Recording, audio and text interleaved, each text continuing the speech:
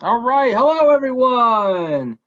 Live demo time, day 2 of session 2. It's good to see everyone again. Is everyone having fun so far? How's the merit badges? Pretty good. Where are my citizenship in the world, folks? Don't forget to do your homework. All right. All right. So we're gonna get started in just a second, but before we go on to the live demo with Dan and Kim and the folks at Camp Bullowa, I'm gonna sing with you one of my favorite lunchtime songs. All right. And I am very hungry, and I'm probably gonna eat this in just a little bit. It is called the Peanut Butter and Jelly Song. All right. So you might know it, but I'm gonna sing the chorus for you, and then you just follow along. There's hand movements and stuff, so just follow along with me. All right, so it goes like this: peanut butter and jelly, peanut butter and jelly. All right, you guys got that? Some thumbs up. All right, so just practice with me. Go like this, and then go like that. That's pretty much it. All right, so let's go. All right, on the count of 1,000. 1,000. Peanut butter, and jelly.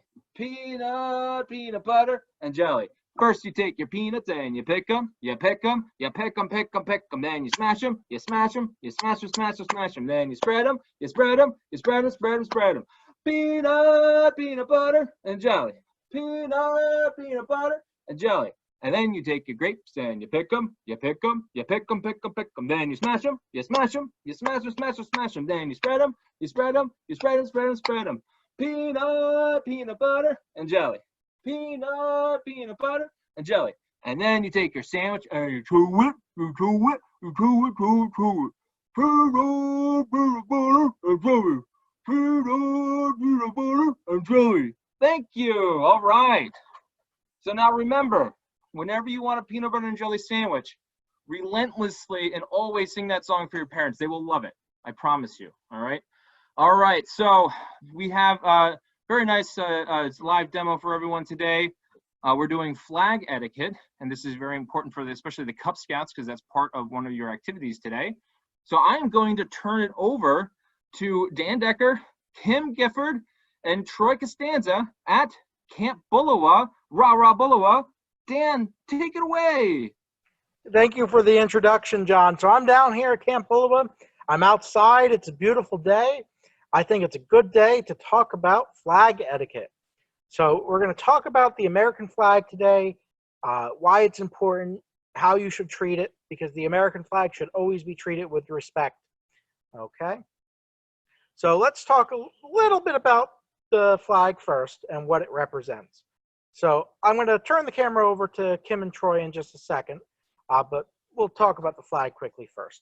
So the symbols of the flag, you guys know there are 13 stripes, and those 13 stripes are symbolic of rays from the sun. They represent the original 13 colonies that started America. Then you have the 50 stars, and the 50 stars are representative of all the states we have now. The stars are symbolic of the heavens and the goals to which humankind aspires. Then you have the red, white, and blue, the three colors of the flag. The white signifies purity and innocence. Red signifies valor and bravery. And blue signifies vigilance, perseverance, and justice.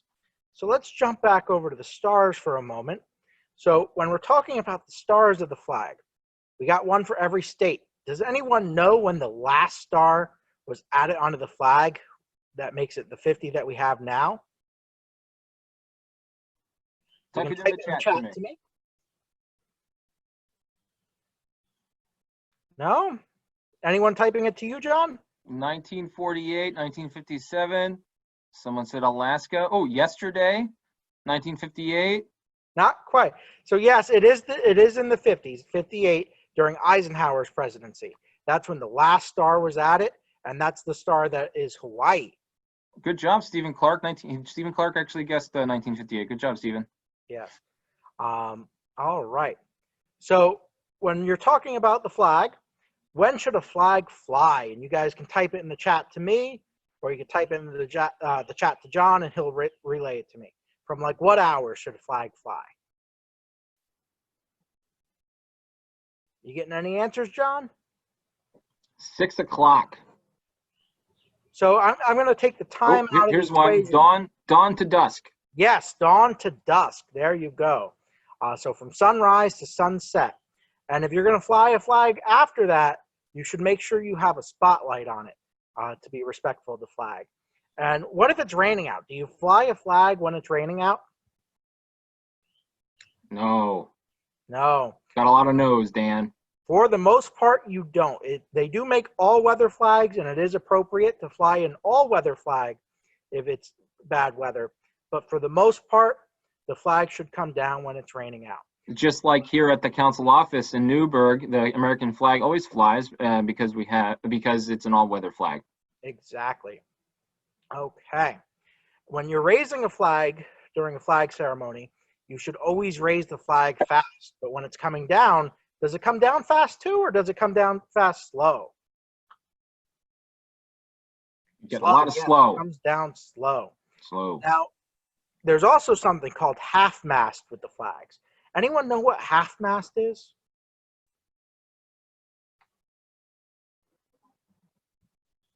No? So half-mast is where the flag flies. Yes, here we go. Denery, halfway up the flagpole is half-mast. And that when you're raising it to half-mast or lowering it from half-mast, you go all the way up to the top, and then you go back down halfway. And that's how you raise it. And then the opposite way, when you're taking it down, you go all the way up to the top, and then all the way back down. All right, and that's how you do half-mast. Anyone know why you would fly a flag at half-mast? Someone said you do it on Memorial Day. Yes, there are certain days of the year you do fly it. Morning. Yep. And when there's a tragedy. In remembrance of someone usually. So when a president dies, they will fly it at half-mast. A lot of times if there's some tragedy, they will fly it at half-mast. So half-mast is is basically in remembrance. Well, at least here in New York State, we've been flying the flag half-mast because of COVID. Yes, we have. So with that, we're going to show you guys how to fold a flag. Okay, so I've got Kim and Troy here with me. I'm going to turn the camera around, and I'm going to tell you what they're doing as they're doing it. Okay.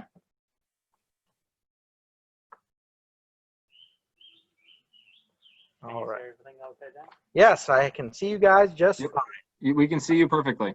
So right now the flag is folded, and they're going to unfold the flag.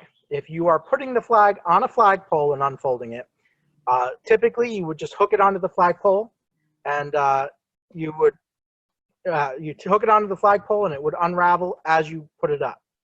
Okay, so you don't have to unfold it all the way. So when you're folding the flag, the first thing you're going to do is you're going to fold the flag in half.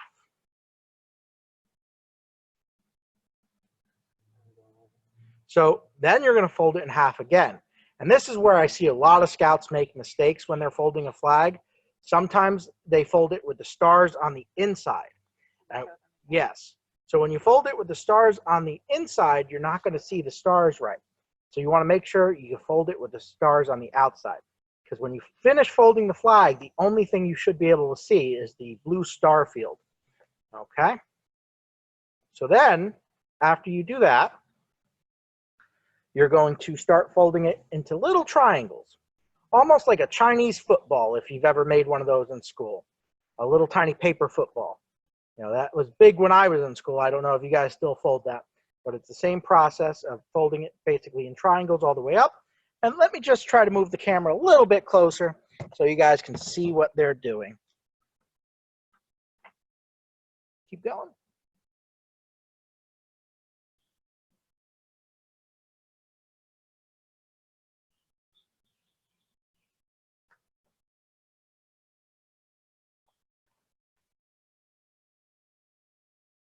Okay. And when you are done folding the flag, you're going to tuck the excess of the flag into itself there.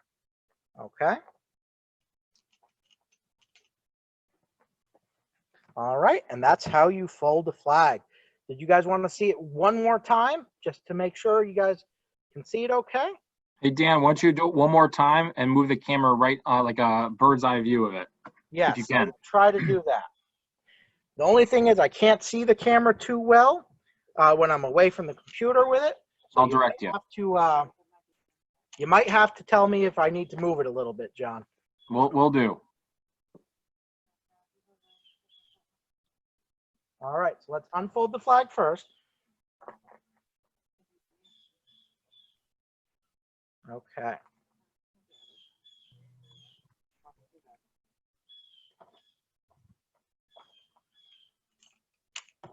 All right. So we're going to see them fold it in half.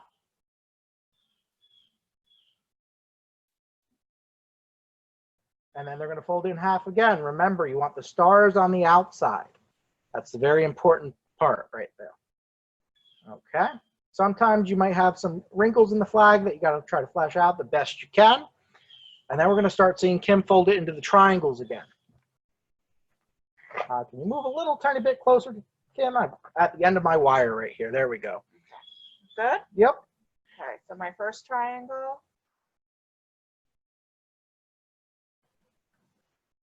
And you're just going to keep folding it in triangles as you go up the flag.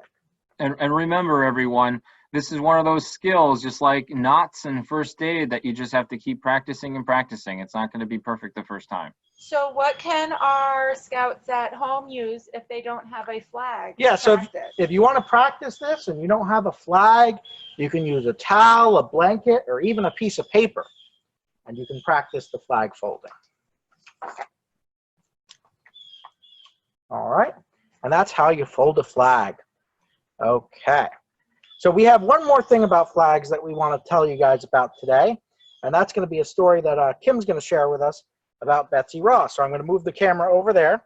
Actually, Oh, I'm just going to move perfect. it a little bit. Let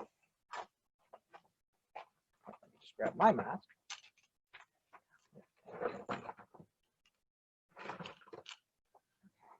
A little makeshift table I made here.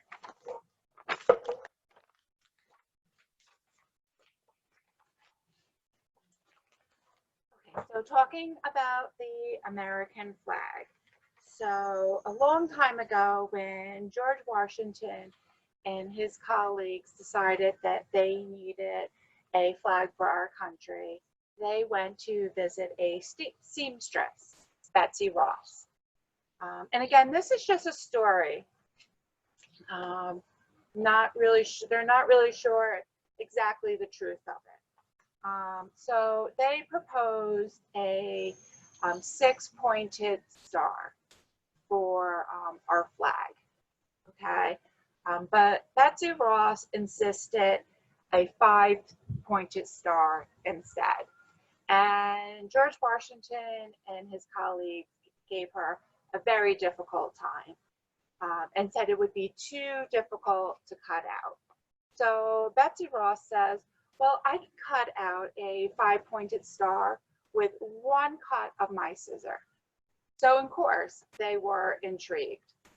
So I'm here to show you how to do that. And that is why we asked for you to have 8.5 by 11 paper and some scissors. I brought a pen because I'm going to make some creases in the paper, and I thought I might mark the creases to help you see a little bit better.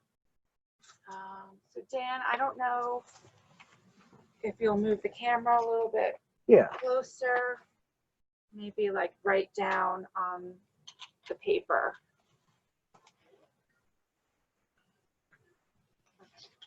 So again, 8.5 by 11 piece of paper. And I'll do this a couple times also. You are going to fold it in half.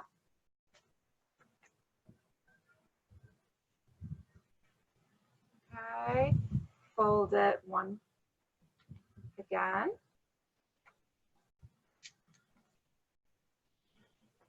And one more time.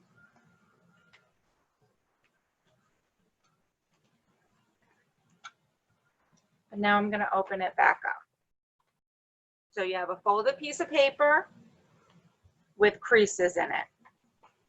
Okay, I'm just going to mark this so you can see my creases a little bit better. I have a middle line and I have a middle line over here also, just so you can see my creases better. So I'm going to fold the paper over.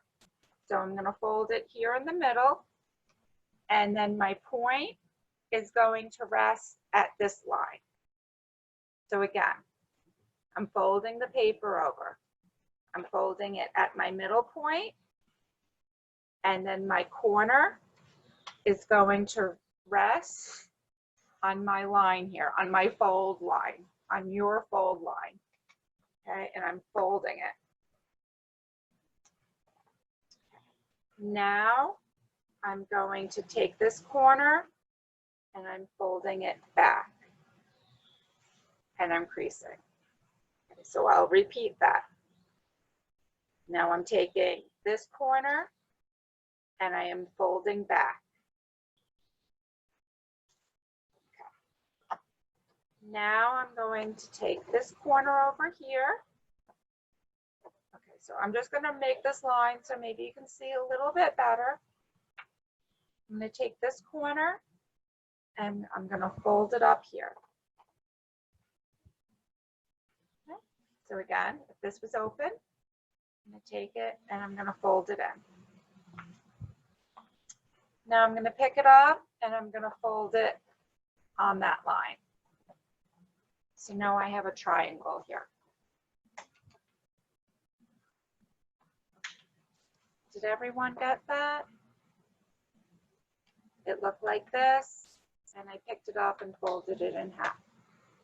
Now this is where my scissors come in play. Remember that I told you that she told George Washington that she could cut this star with one cut of her scissors? Well, here we go. You're going to find the shortest edge of your fold, which is going to be right here. And you are going to cut up. I'm going to draw a line to show you where to cut approximately. There's really no right or wrong on where you're making the cut, but it will affect the shape of your star. I'm going to cut approximately right there.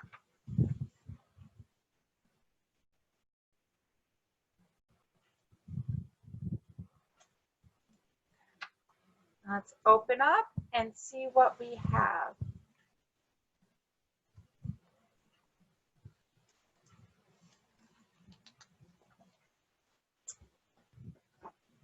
We have a 5-pointed star with one cut. Were you able to follow this? Do I have any thumbs up here? Any feedback? I was planning on doing it again.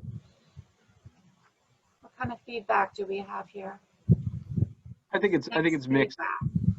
So some people got it, some people don't. Okay, so I'm going to do it again. I think Dennery's got it. No? Oh, no. Nope. So what do you think? What do you think when Betsy Ross did this for George Washington? Do you think that impressed him? Okay, let me get a new piece of paper.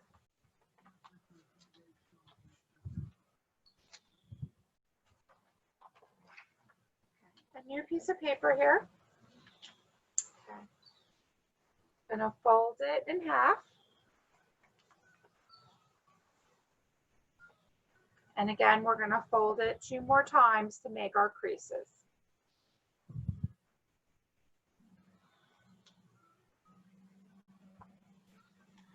Hey, Kim, I have a question here in the So chat. those last 2 folds are just to make the creases for our guidelines. Okay. Again, I'm just going to draw lines here to help you see a little bit better. Okay. The first fold, I'm going to fold it here in the middle. So this corner is going to fold over to your middle guideline.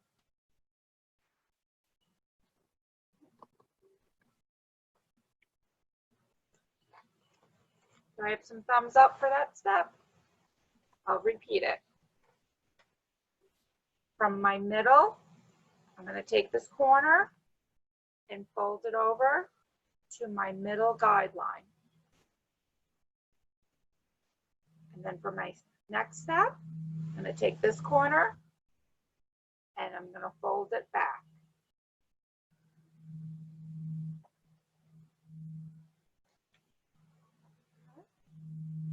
So it was like here, and I folded it back. Then my other corner up here, fold it in here.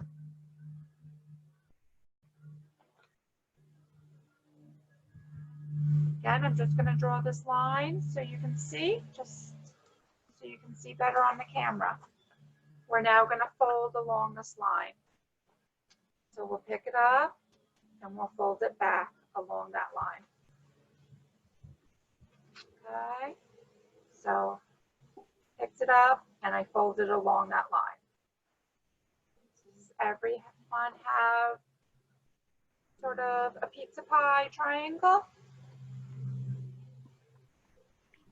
Yes, we're looking pretty good. Okay, so now I'm finding the shortest edge. So can you all see like this fold here on the camera? Okay, so I'm finding my shortest edge, and with my scissors, I'm going to cut in. So with my scissors, I'm going to cut from about here, and I'm going to cut in. I'm actually probably going to cut in a little bit more than that. So with your scissors, you're going to cut in here. Let me grab my scissors.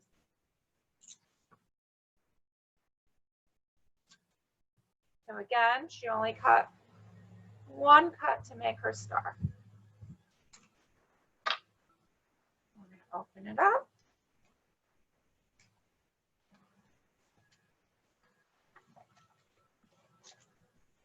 And we're going to have our 5-pointed star. How did we do this time?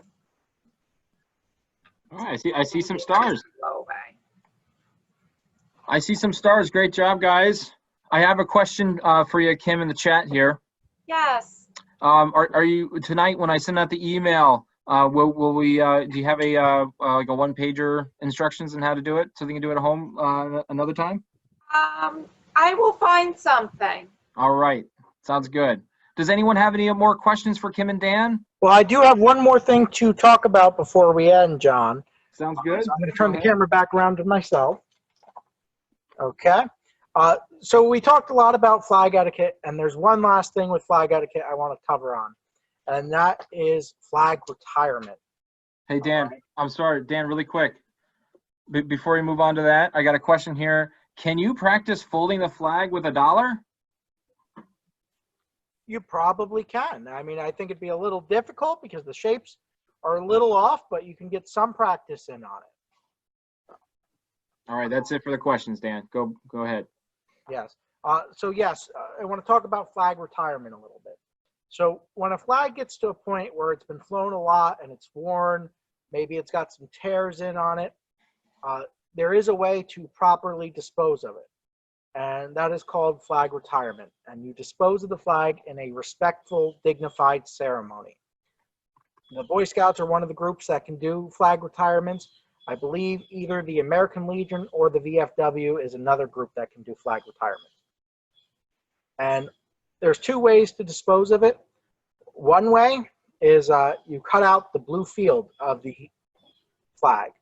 The blue field must always stay together because it symbolizes the Union and the states that are united. So you cut that out of the flag, and then you retire the flag in a fire that is hot enough where it will incinerate.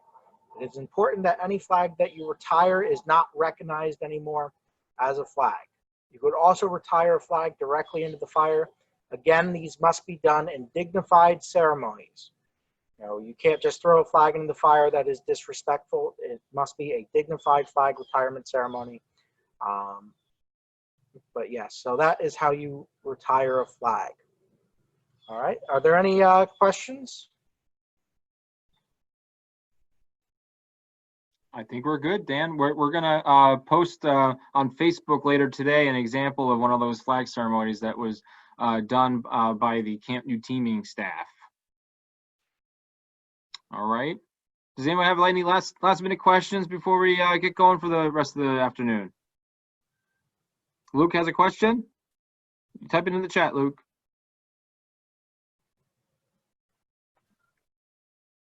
Anyone else?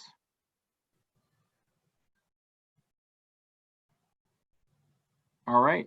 Well, I don't see a question from Luke, so we're gonna move on. Thank you, everyone, so much. Thank you, Dan, and the here comes it. Yes, Luke, you can practice with a blanket. Yes, you can. Yep, you can practice folding the flag with a blanket. So, Camp Bullowa staff, thank you so much for doing that, and be on the lookout for the video on the flag retirement ceremony. It's a really great job that the Camp New teaming staff did. So be on the lookout for that on our Facebook page. All right. Thank you all so much. We'll see you at 3 o'clock for the guest speaker.